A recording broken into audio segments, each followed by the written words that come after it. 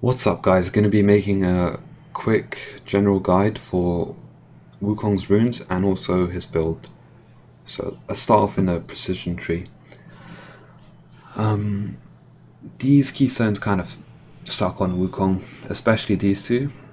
Press the attack kind of works. If you build Titanic Hydra, you can E, auto, use Titanic and then Q to proc the mark, but then the only ability that will be off cooldown is your ult.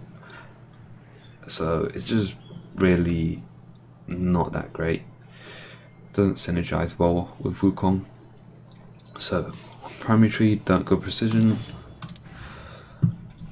Domination is like a lot better because electrocute is actually super good on Wukong. The problem is that it has a really high cooldown during the laning phase, 50 seconds. Compared to Arcane Comet, which has a 20-second cooldown, in Airy, which basically has no cooldown at all. Predator, I feel like it's bad in the laning phase because super high cooldown, but if you're like master tier challenger, like Adrian Riven, for those of you who have heard about him, he runs Predator and Riven. He just takes water walking in sorcery, and he just constantly roams mid, so he makes it work, but I wouldn't suggest it. Dark Harvest, yeah, I don't really need to explain. This is just, it's only good later on in the game. Like, barely gives you anything early on. Onto sorcery, we've got Summonary, which is actually pretty decent. It's pretty useless mid to late game, which is why I don't like it. Arcane Comet only really works if you have a slow or just any CC, otherwise people walk out of it or use a dash. Phase Rush is just weak as shit, don't take that. Grasp is pretty good actually if you're playing Bruiser Wukong, like a tankier, if you have a tankier build, but just still say Electrocute's better. Aftershock, yeah, your only hard CC is your ult, so you can't really benefit off this, as well as a tank like Maokai, you can just W every 10 seconds. Guardian, yeah, it's trash. Spellbook, I mean, it's been nerfed now, but even when it wasn't nerfed, I didn't really like it too much. It worked on champs like Riven because they have high base damage and all that good stuff, so they can survive, they can function without Electrocute.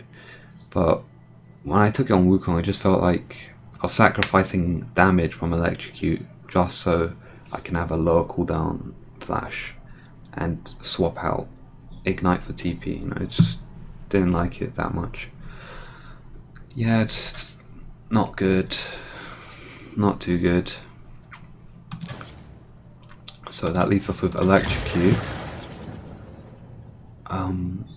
Now a cheap shot is just bad. This is decent, but obviously sudden impact, the lethality just works really well on Wukong. It's just by far the best rune. If you look at your rune stats after the game, it helps you deal so much more damage. Eyeball Collection is okay, but it's only okay if you're smurfing, to be honest, and you're just getting loads of kills and assists. Ghost Poro, not as good as Zombie Ward, which is what I take. It lets you just perma ward your lane and just survive every gank if you have good map awareness. Now, over here, Ravenous Hunter is what a lot of people run, but it's not that good because it only heals you off your abilities, and your ult is AoE, so that's cut down by a third. Your Q, I'm pretty sure it counts as an auto, so you don't even heal off it, so it just doesn't synergize well. Genius Hunter is what I run actually. A lot of you guys would probably think I'd take Relentless Hunter for the out of combat movement speed, but it's not really necessary or helpful compared to Ingenious Hunter, which it makes your Yomus, which is a core item, have a lower cooldown. So the Yomu's movement speed is just more important to have than Relentless Hunter. Also, your Hydra item, if you build on, or T-Map, will have a lower cooldown, so you can dish out a bit more damage. So for your, I'm pretty sure this is just the optimal primary tree for Wukong. Now secondary, it's more up to debate. Like every high-low Wukong main still just keeps changing, and nobody really knows what's perfect. The most popular one is this little combo, Triumph and Coup de Grace. Mainly because, you know, it keeps you alive in fights and you deal a little bit more damage. Personally, I run this because Scorch just helps you deal, it makes your laning phase stronger. You know, Coup de Grace only works when they're low, whereas this always just every 20 seconds you can apply it with your E. And yeah, or even your W. Like sometimes I clip people with my W and it applies it. Absolute Focus. It's more of a scaling rune, to be honest. Early on it's not too useful since you're usually under 70% health in the laning phase. Especially if you're against a poke champion like Jace, Teemo, GP. In which case you can take Scorch with Mana Flow Band and then maybe take a Doran Shield with that. But yeah, these runes, if you're roaming mid a lot, you can take this with the Predator setup. Gathering Storm is, you know, it's OP if you get to 50 minutes, but you can't really control how long the game's gonna last. So it's better to just have a more consistent Scorch, which is gonna help you out in the laning phase. Celerity, don't like too much. Mainly because it's been nerfed from, you know, down to 3% movement speed, which it really isn't that much. What's 3% movement speed gonna do for you? You already have Yomu's and your ult movement speed. It's pretty crap. And then the AD is only a small amount. You get more from Absolute Focus. Transcendence, nah, I don't like it. Just you get 40% from Yomu's Dustblade and Cleaver. Bonus AD is not too good. And yeah, Mana Flow Band's kind of borderline OP, but yeah, I still prefer this. Ultimate Hat, everyone seems to think this is OP, it's really not. It knocks like a couple seconds off your ult cooldown. Nullifying Orb can be really useful against magic damage champs like Akali. Another good setup is Iron Skin and Second Wind. The problem is it takes your 11 AD here down to 5, and yeah, you lose out on the Scorch damage, but you know, you take less damage from minions and AD champions or AP champions if you take Mirror Shell. So yeah, that pretty much wraps up all the viable rune setups for Wukong, all the good ones.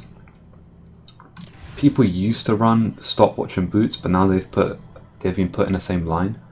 So this tree, I mean, you can still take this and this, or Biscuit and Stopwatch, but you know, it's been nerfed and you can't take Boots with that. It's also just really passive. It's a bit of a pussy setup. It's better if you just play to win your lane, and you know, if you just sit back and farm, then you're not gonna have a good win rate or a great one. Onto the build. I pretty much always go Corrupting Potion unless I'm against an AIDS lane opponent like GP. Then I take Doran Shield with a health bot. Onto the actual build. I don't build the Ravenous or Titanic as a first item. I just pick up the Tiamat for the wave clear. Then I built a Dustblade, Yomu's, Cleaver. That's pretty much, those are like your core items. I've been testing Triforce instead of Cleaver for higher burst, but you're weaker against tanks since you don't have the armor shred, and you're also squishier because Cleaver gives 400 health and Trinity gives 250. So yeah, Tiamat, these three, and then it kind of depends. If they have loads of tanks, like some Ramus, jungle, and on top, then I'll go for LDR.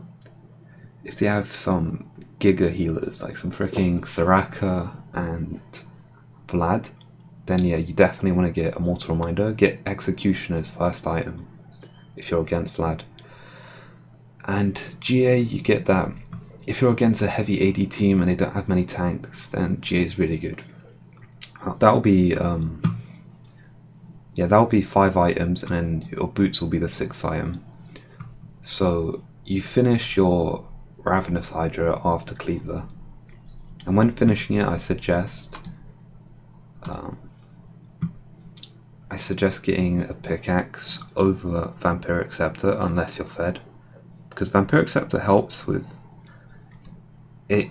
Basically, you heal off minions and jungle camps, and your absolute focus rune needs you to be above 70% health. So yeah, it's helpful for that, but pickaxe will just give you more damage, so you can one-shot the ADC more easily. As for boots, I pretty much always go Ninja Tabis unless they have loads of CC and magic damage. Then yeah, Mercury Treads. These two I never buy. They're just here for cool points. Elixir, I pretty much always go Elixir of Wrath. I used to keep Elixir of Iron here for when I played Bruiser Wukong. I would, sometimes get that.